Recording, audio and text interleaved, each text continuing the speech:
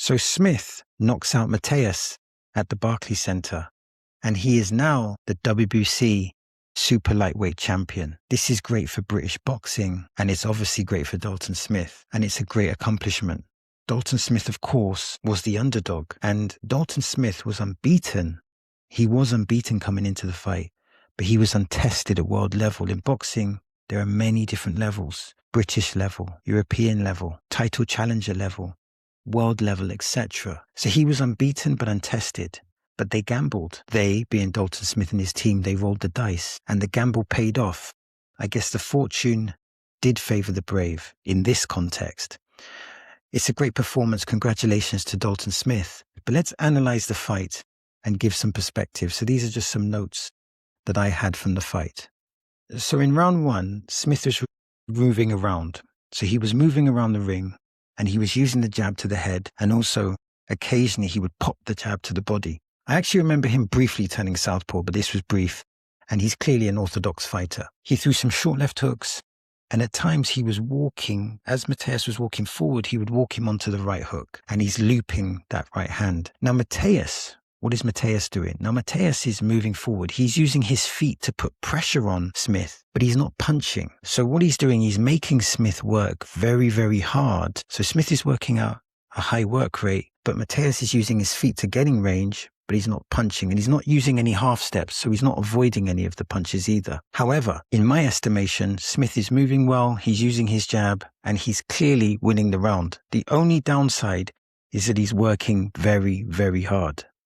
So in round two, Smith again is using movement, he's landing the jab, and he's throwing that right hand. Mateus at times is catching it with the left glove. And this is interesting here because Smith starts holding, but it's strategic holding. It's something he's been doing in his camp, because what he's doing, he's holding Mateus and then he's pushing him back. And that's really important, because that by pushing him back, when they're separated, that means Smith has got all this space to move around. So it's hard to pin him on the ropes, because when they get in the clinch, Smith pushes Mateus back, and that shows that he has strength as well. So Smith is showing some good strength in the clinch. Smith again is outworking Mateus. Apologies if I'm mispronouncing Mateus's name. Now Mateus, at one point in round two, he's just been silent. He's using his feet to get in range, but then at one point he just starts going through the phases, starts throwing a lot of punches, and Smith is covering up. Again, an overhand right. Smith throws an overhand right, or a right hook, sorry, and then he throws a jab straight right. So that was nice. Those phases were nice, because he catches the right hook, which makes his guard come wider, and then he slips a 1-2 to bring the punches down the middle. So that was good punch creativity from Smith. And Smith is using his jab to outwork Mateus. However, Mateus is getting closer with the feet. He's making Smith work, and he's starting to open up a bit. The pros for Smith is that I believe he's winning the rounds, but he's working very, very hard. So let's move to round three. At this point, Smith is actually pushing Mateus back. So, he's been moving a lot. But in round three, he just kind of pushes Mateus back and starts to get into the pocket. And this is when Smith is shortening up his punches. This is a good thing. He's taking the power out of the punches, but by shortening up the punches, that means you can throw more punches. This is something that Lennox Lewis used to do. So this is a good thing. He's making adjustments. However, should he be in the pocket this early? That's one thing you could ask. Mateus is being forced back to the ropes. I think that's negative for him, but there's a pace that may be favorable for him. Now Smith is landing.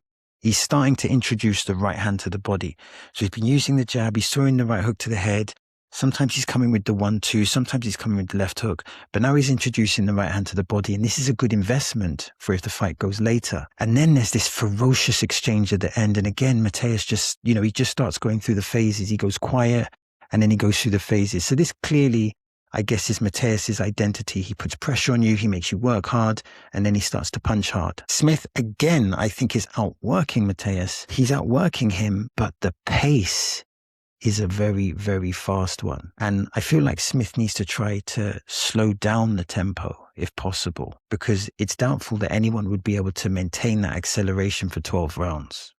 So now we go to round 4, and Smith again is using that strategic holding. That was a very good strategy in this fight.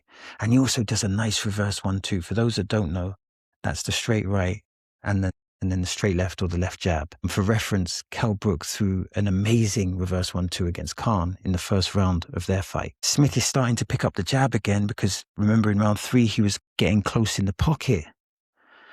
And Smith again is walking Mateus onto his punches. So what's happening here is that when Smith tries to rest, that's when Mateus picks up the pace. So again, I guess this is his identity. This is part of the way he fights. He puts pressure on you, and when you start to slow down, then he starts to explode. And now they're starting to exchange punches. So this is a dangerous time for both of them, because when you're exchanging punches, it increases the chances of getting knocked out exponentially.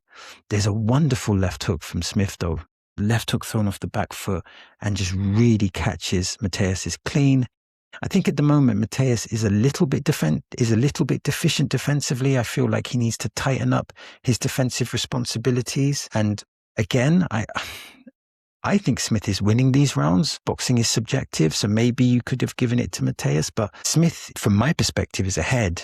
However, he's still working very hard, and now he has a cut to contend with. So it's in the balance. And now we go to round 5, and this ended up being the last round.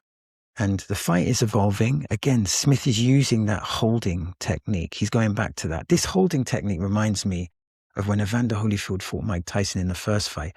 Evander used the clinch to really assert dominance and to push Tyson back. Now the fight is getting closer to the pocket. So in round 1, Smith was making it like an outside fight, but now they're getting closer and closer together. Now, again, the fight is being very competitive. Mateus is using his feet to put a lot of pressure on Smith, but all of a sudden Smith throws, if I have it rightly, he throws like a jab, a soft jab, and a straight right through the target. Clearly Mateus is hurt. Then he repeats the sequence 3 times over. So he lands the right hand through the target 3 times over, and then the fight is over, and Smith becomes the world champion. This is a great performance by Dalton Smith. Absolute great performance. I feel like Mateus was a little bit defensively irresponsible, but at the end of the day, he's a champion. He clearly came to fight. He came to, to bring the heat, and he was really pushing Dalton Smith. And, this would have been a unique environment for Dalton Smith because this is the first time he's fighting for the world champion belt, and he excelled. So congratulations first to Dalton Smith.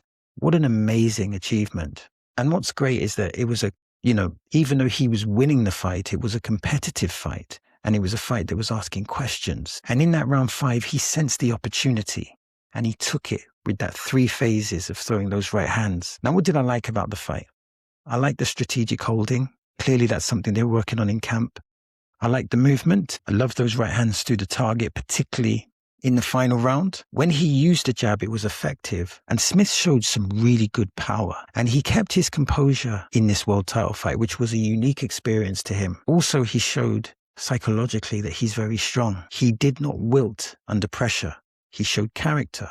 He showed resistance. Now, obviously, this is a great achievement, so we don't want to be too critical. But in terms of Smith's development, I feel like he could have used the jab more. I feel like maybe there could have been some more punch creativity. And I'm not sure if he could have kept up that pace for 12 rounds.